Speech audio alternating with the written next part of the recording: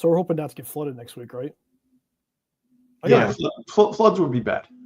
I got my boot. I got boots, a life jacket. I'm driving down. I can bring a dinghy.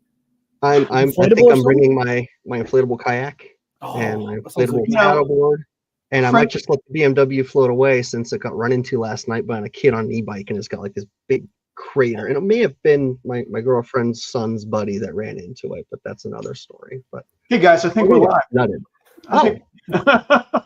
Well, shoot. So this is the best intro we've ever had. No, this is the best intro we ever had. Hey, welcome to another week of the Unnamed Cyber Talk. We got Bob, Chris, and Matt today, as usual, and that's not lost. But next week, we're going to be in Louisville at an event, and with the flood drowning. You got to say it right. That was going on is what we were talking about because I called the hotel that I was at, that Chris and I are staying at, and they told me the floodgates are down, so they're safe. Well, when we're there, you better not say Louisville. You gotta say Louisville, because if you say that, they're gonna or Louisville, they're gonna kick us out. You realize that, right?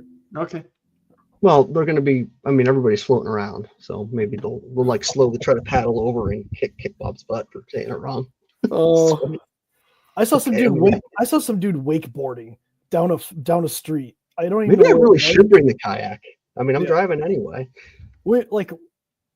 Obviously. The flooding's terrible. We seen this here in Michigan a couple of years ago where there's a highway that's kind of like really low ground and the pumps failed when we got a ton of rain. There's like 10 feet of water in there. People are out kayaking and stuff like in there. And the state police had to put out a warning saying, please don't do that because the water is like dirty and there's other things going on that you probably don't want to do. And yeah, our floods a few years ago here was the same thing. Only it was actually a few miles from my house. There was a guy on a Sea-Doo just blasting through Bridgeville, about 10 miles south of Pittsburgh, and it was awesome. And then there's pictures of this guy on the Sea-Doo taking the Sea-Doo up to a truck where the trucker was stuck with his cat. And then, this was actually pretty awesome news. Wow. Do what you got to do. That same time in the flood, one of our customers ended up with 5 inches of water in his factory. That and dirty water too. It was very expensive because it ended up nuking a bunch of equipment too. So they're secure now because there's no technology left. Matt, didn't you have a water issue in an office once? I did. Actually, my first office. This is like 15 years ago. But yeah, it was I think it was 2004 when that 2004 storm came through, whatever that one was. And man, that's 21 years ago. Man, I am old now. Anyway, it's been old. Thanks for that. But most of my office park flooded. I was the only one that didn't completely flood, but I had like an inch of water like coming in the front door, going under the server racks. There were like 3 or 4 racks in there at that point. Hosting wasn't really a thing yet, and went out the back door. So didn't really lose anything, but it was a pain for cleanup and drywall and all that. Kind of lucky. I got really lucky because all the other offices had to evacuate. They ended up having to like go to different office space. Mine was apparently just like a couple inches higher. Well, this is turning into the Unnamed Flood podcast because no, this is good. We got incident response. Podcast. We have incident response planning, business continuity planning, disaster recovery. So this is on par. So we had a client that was Memorial Day weekend, and I had a client and a friend in the building. The guy that was on the 3rd floor got an alert that he got a water sensor alert on the 3rd floor. Turns out a water main broke in the basement of the building, which had all the electrical, all the incoming electric. Apparently, the circuit breakers don't blow when they go underwater. It filled the basement of the building turned into a swimming pool, superheated the water, and it was steam coming up through the thing that actually set off the smoke detectors upstairs. Oh my gosh. That building was uninhabitable for several months. And it was middle of summer, it was late summer. It was going into summer, I guess. And these guys, I had one client that was in there and still working out of his office with generators outside. But crazy, the breakers didn't blow. I don't envy anybody with water issues. Water's not fun. No, that's wild. I had like a minor leak in my kitchen a couple months ago, and now I have one of those water sensors because I don't ever want it to happen again. I got one for our sub pump because it fails like every couple of years because our sub pump runs all the time because we have high water table in our house. So it is never fun when it floods. But we have a topic. We talked about this last week a little bit. Bob is the center of attention here for this. Uh-oh. Yep. So what about the Bobs? So we talked about Dragon Force last week, hitting somebody that Bob knows, and involved. We know it involved a firewall, everything like that. So continuing on that theme, there's a couple of things I want to talk about. One about supply chain attacks. That's important. So all the people that you do business with. But I found some information about firewall attacks that are happening right now outside of Dragon Force. So Black Basta has been using a tool for a couple of years. It's called Brooted, and it is brute forcing these firewalls that are on the internet. So I want to give you a vendor list because we didn't have a vendor list last week. We talked about random vendors, right? The vendor list: Cisco, Fortinet, Palo Alto, SonicWall, WatchGuard, and then Citrix for their NetScalers. All the above, then. Yes, and then they have another tool that attacks Windows remote desktop web instances as well.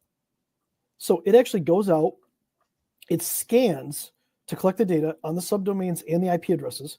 It extracts the SSL certificate data to generate password guesses for specific organizations. Oh, geez. Wow. Good stuff. It's wild. I've always said that the hacking groups have better support tools than a lot of the IT tools that are out there.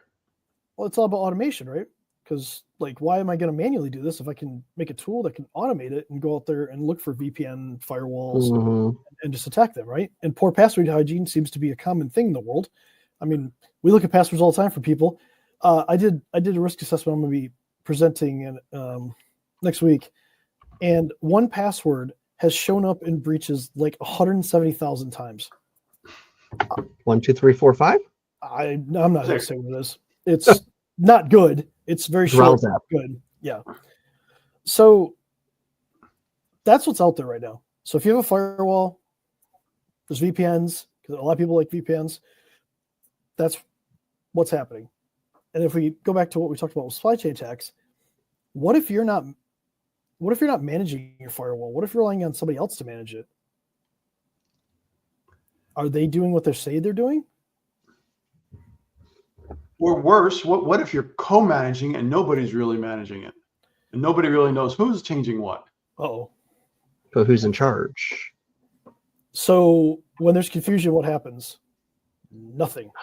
Nothing happens. And, we've seen cases where people have logged into the firewall for 3 months and had a pop-up that said it's time to apply there's a new patch available to fix a problem. You want to do it now? And it didn't happen. For 3 months? 3 months. Oof. Ouch. I mean, Fortinet patched their OS in January 24th, 23rd, 24th, something like that. And they actually pushed it out as a alert that came out when you logged into the Fortinet, and it says there's new version. But devil's advocate, nobody thought to ask the other place, like if you're the company and you think the other place is managing, you think they would be like, hey, should we do this? Are you doing this? Who's doing this? What if you just never log in the firewall? You never see the message. That's true. Oh, then it's fine. No, it's not. But to that point, if you're responsible for it, you can subscribe to these advisories for most of these companies. Mm-hmm. So when something major comes out, they send you an email. So here's the thing: when the Fortinet one came out in January, I was going back through my email looking. I got so many different alerts from so many different vendors about it that I didn't have to be subscribed to Fortinet specific to do it. Mm-hmm. Yeah, but that's us. Let's be real. That's us. Yeah. It depends on who you are as a business. Whether maybe, if they get subscribed to other things and they actually get that data. But the easiest one is to subscribe to any kind of security advisory from the vendor. Yeah, and in this case, I think there was definitely multiple people thinking about it, looking at it, but they didn't want to reboot their firewall because they have people working all the time. That's not a good excuse. We're not working after that happened, though. Do you know what shocks me to that point about just small and medium businesses? Just the total disregard for downtime windows. Mm-hmm. Even enterprises, specifically enterprises, have downtime windows where things get done because it has to get done. I used to help support a hospital, and their downtime window was the worst. It was like 1 to 7 a.m. on a Sunday morning. Everything had to be done. EMRs had to be updated. If the EMR was going to get updated, it had to be electronic medical records. Yep. That had to be updated between 1 and 6. They had to have a plan so focused on how to do the change, and then they had to have a backup plan. Yeah. It was change management. It was a nightmare to go through change management, but it was worth it because you have such a short window. You have to get all this stuff done. What are you going to do if something fails? Lots of planning, lots of organization. And we get that people are 24/7. Like some companies are 24/7, but you have to have a downtime window, or something like this can happen. Yeah, something's got to get fixed at some point, and if it's not, you're going to get your downtime window when you don't want it in a way you never wanted. I'll go back to, and some people will say, well, it costs us money. I'll go back to what I heard another CISO say. He said, I'm going to get my budget one way or the other. Either you're going to give it to me now, or I'm going to get it later. I love that. Meaning after an attack. And I love that. Dang, man. That's yeah. So that's one of my favorite things. The funding's approved before the attack, but it will be after, right? Yeah. And a lot of times the budget is way higher than it would have been. The other one I heard recently was logs are cheaper than lawyers. That's good. That's good. To be fair, a lot of things are cheaper than lawyers. So that's a good one. Well, just doing basic hygiene stuff is cheaper than lawyers, cheaper than attack. But here we are. It's like brushing your teeth. Yeah. We can think of a lot of analogies of a good foundation making it cheaper so the whole house doesn't fall over. Oh, there's another one, but whatever. No, it's fine.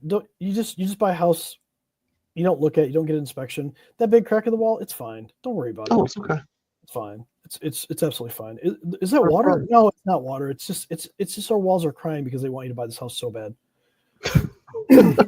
Jesus. So we've gone all kinds of different ways today. Yeah. So we do. But when you look at it though, like real companies get hit. They get hit by these kind of attacks. But things like that, like a supply chain, if somebody else is supposed to be managing something and they're not doing it, they're putting you at risk. Mm-hmm. And then ultimately it's you're accountable for all the stuff that you have inside your business. Even if you tried to transfer some of the responsibility to somebody else, you're still accountable for it. And you is going to be the owner, an executive, whoever's been tasked with that inside the organization. And when somebody doesn't, and in this situation, if somebody was co-managing it and they're supposed to be patching the firewall, that's not going to be a good day for them. Mm-hmm. It's probably going to be a lawsuit at some point. You're going to get fired. Like if we didn't do something we were supposed to do for a customer and we breached, and that led to a breach, I wouldn't think for a second they wouldn't sue me. Unfortunately, even though we try to do everything perfect. I mean, we're all human at the end of the day. Perfection isn't really possible, but you have to be pretty damn close to it. Mm-hmm. We try. Yeah. We document things. We try to make sure that people are safe, make good decisions. I keep seeing more and more supply chain problems out there. I think Bob, you've talked about that before. Yep. You're working with companies dealing with this, and unfortunately, it can lead to a breach. And then you have a bad day, then a bad week, then a bad month. And things happen. But next week, I think we're going to go live from. You want to go live from there? As long as we can, might as well. Live from the flood zone. Yeah. I'll bring my boat. I don't have a boat. I have a kayak, so squeeze it. Whose laptop are we risking to shoot this episode? Bring an iPad. Cheaper to lose. Cheaper to lose? Yeah, really? Okay. But I actually maybe we need an old computer, old laptop that can also serve as a flotation device. Something with a lot of volume in it. All right, gentlemen. I will see you next week. Bye, everybody. Yeah, bye. We'll see you next week.